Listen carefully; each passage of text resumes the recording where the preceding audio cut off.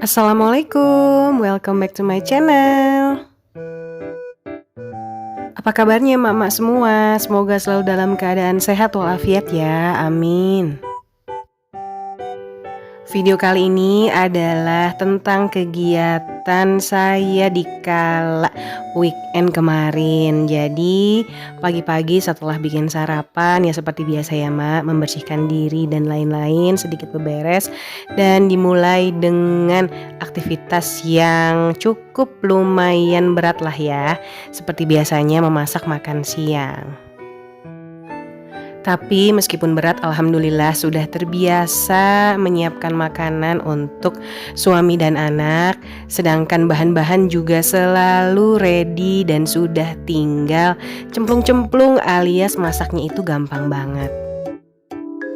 Prioritas saya memasak itu adalah yang penting ada makanan untuk dimakan. Jadi soal urusan menunya seperti apa itu urusan belakangan ya mak. Kalau saya punya waktu dan ada mood yang bagus, saya bisa bikin yang aneh-aneh gitu ya. Tapi kalau misalnya nggak mau banyak mikir ya pakai menu-menu standar aja. Yang penting ada makanan untuk dimakan. Kayak rencana masa kali ini saya mau bikin capcay aja dengan bahan-bahan yang tentunya udah ada di kulkas. Jadi yang nggak ada ya udah nggak usah dipakai ya. Nggak usah juga ribet-ribet harus nyari ke warung dan lain-lain. Sebetulnya hari Sabtu sudah belanja mingguan lagi saya ya, tapi nggak saya tampilin karena waktu itu handphonenya lowbat. Jadi ya udah kesiangan, mau nggak mau kan kalau bahan-bahan dibiarkan terlalu lama nanti akan layu atau nggak enak baunya gitu ya mak. Jadi ya nggak saya shoot, saya hanya beli beberapa item aja yang sudah habis. Jadi kemarin saya beli sayap ayam juga.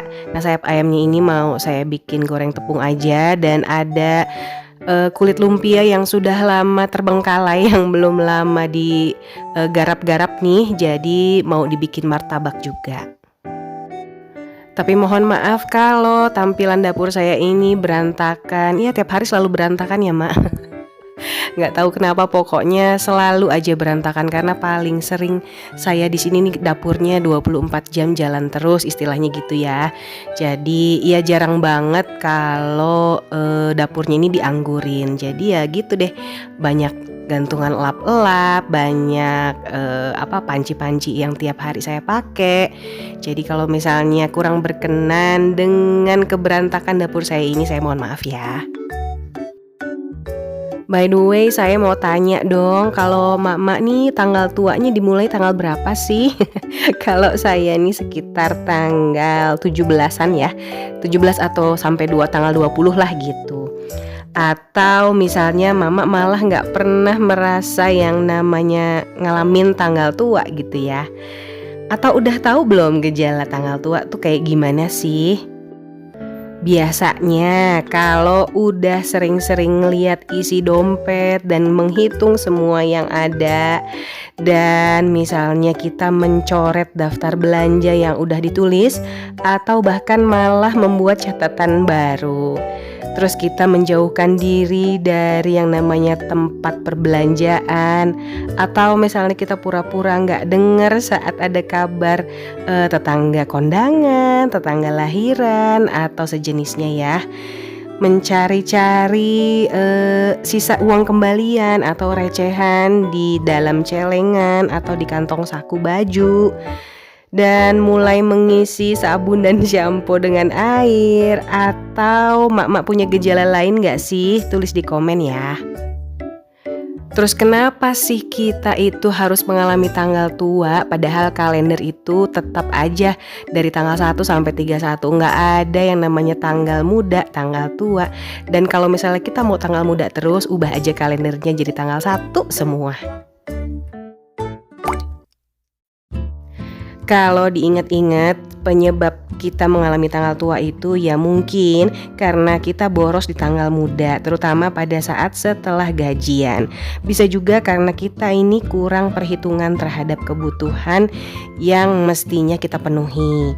Dan ada juga sih kadang-kadang dan sering ya mak, karena tanggal tua itu ujuk-ujuk ada aja gitu pengeluaran yang mendadak. kita udah harus berubah. Yang namanya kantong kering atau kanker itu kita alami jangan di tanggal tua. Jadi kalau bisa habiskan uang kita itu nanti di tanggal tua, jangan di tanggal muda kita sudah habis.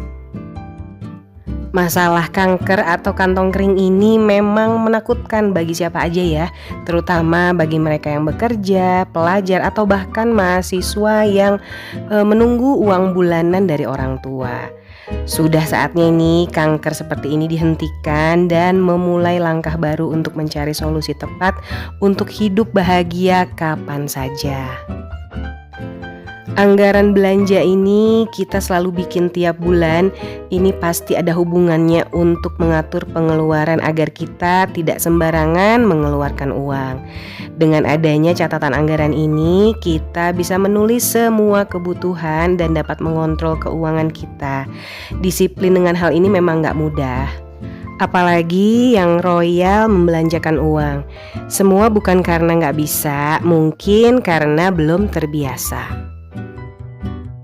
Merasa uang masih banyak atau euforia menerima gaji membuat nafsu membeli makanan jadi meningkat.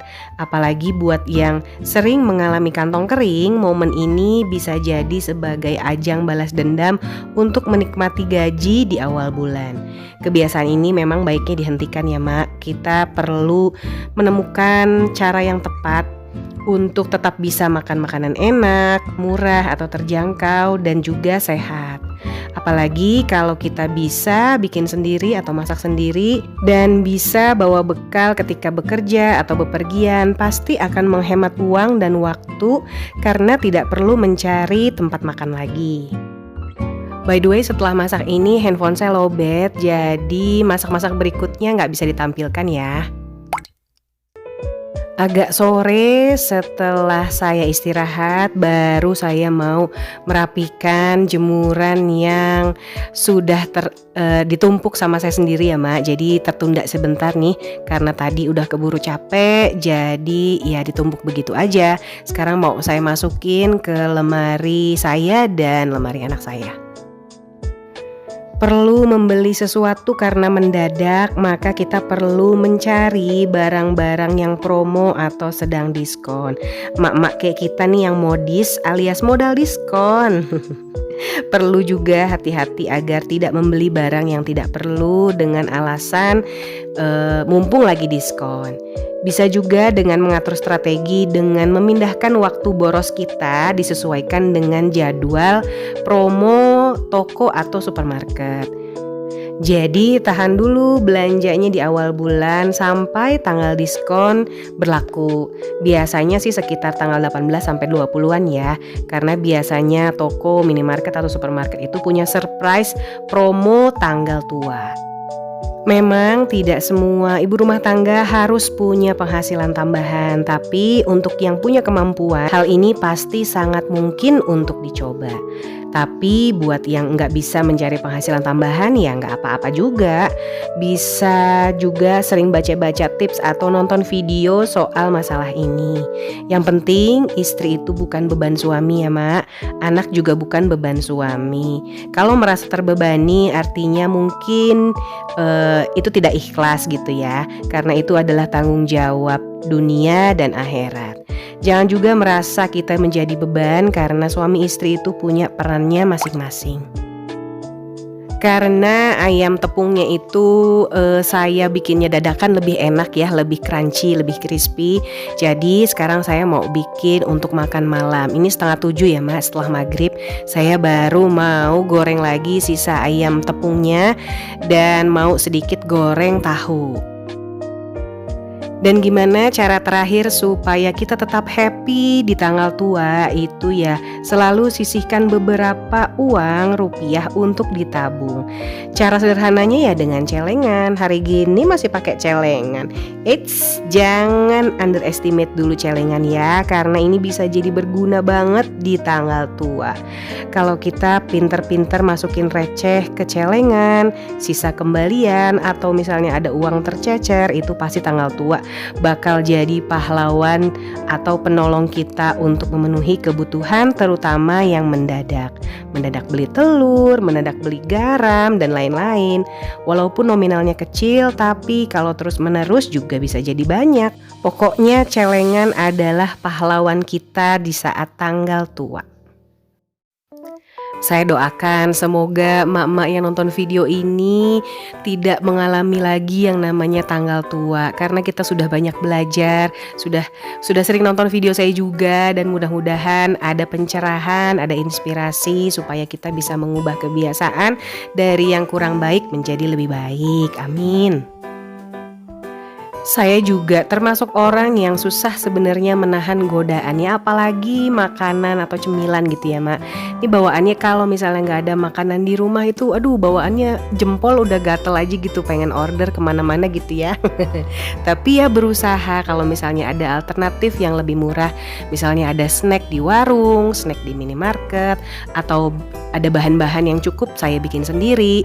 Pokoknya kita tantang diri sendiri supaya kita bisa mengalahkan nafsu yang ada di dalam diri kita. Kalau yang saya alami sendiri, kalau saya ngerasa lagi kepepet, itu pasti ada aja ide bikin makanan, entah itu bikin ya asal dari tepung-tepung kayak gitu ya Mak. Bisa jadi misalnya kayak bakwan sayur goreng, meskipun bakwan biasanya cuma pakai kol atau wortel labu, tapi karena nggak ada, saya pernah pakai waktu itu pakai sawi, cesim ya maksudnya, terus pakai kentang, pokoknya create something new gitu ya, makanan yang belum pernah dibikin itu jadi aja gitu, itu muncul kalau misalnya kita lagi kepepet. Toh pada akhirnya kita akan merasa kenyang. Alhamdulillah makanan sudah siap untuk makan malam. Jadi ini kami mau siap-siap untuk makan malam, dan seperti inilah suasana saat makan malam di rumah kami. Dan ya lumayanlah ada hiburan sedikit ya.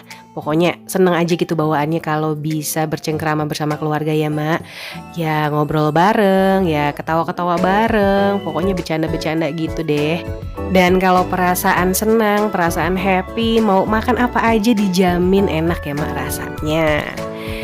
By the way, terima kasih ya Mak udah nonton dari awal sampai akhir. Sepertinya sampai sini dulu video saya kali ini. Semoga bisa bermanfaat dan menginspirasi. Mohon maaf kalau ada salah-salah kata. Jangan lupa untuk kasih like, komen, dan subscribe. Sampai ketemu lagi di video saya selanjutnya. Wassalamualaikum, bye-bye Mak.